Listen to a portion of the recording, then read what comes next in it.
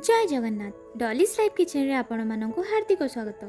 आज आम प्रस्तुत करने को जाऊँ महाप्रभु श्री जगन्नाथ अत्यंत प्रिय बल्लभ भोग। आसतु आज घरे बहुत सहज उपाय से ही पवित्र बल्लभ भोग किपरि प्रस्तुत करबा आसतु देखिबा। कढ़ई को भल भाव गरम कर सारा पर दे देइछि घी को।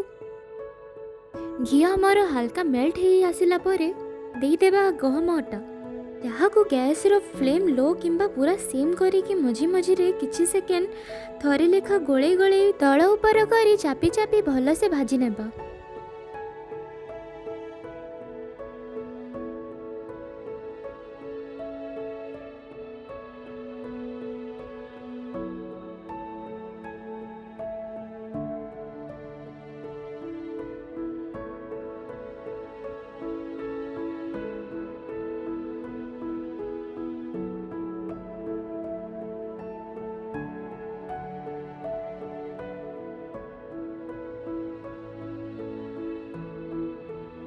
दस रु 12 मिनिट भीतर लो फ्लेम रे एमती ये भाजी होई थाए।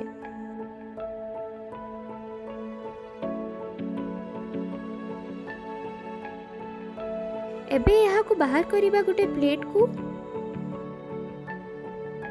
एठी मु गोटे बॉल पानी नहीं पानी फुटी सारा पर गोटे बॉल चीनी नेबा। याकू हमको कंटिन्यूअसली गोले गोले भल से फुटे नेबार अछि। मीडियम फ्लेम रे जेमिति चीनी आमर भल से मिसी जिवो।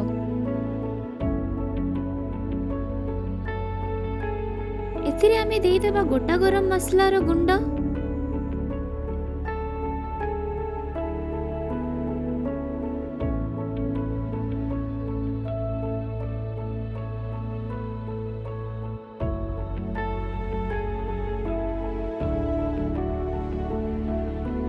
एबे आसंतु भाजी रखिथिबा अटा को देबा आ कंटिन्यूअसली भल से गोळै नेबा।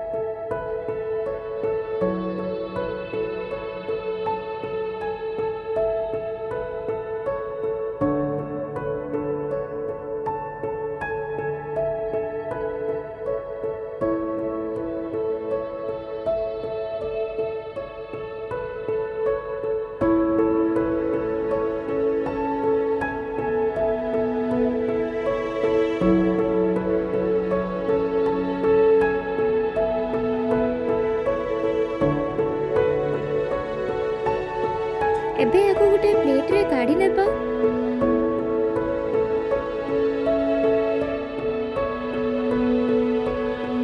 ताको भल से सेट करी नेबा।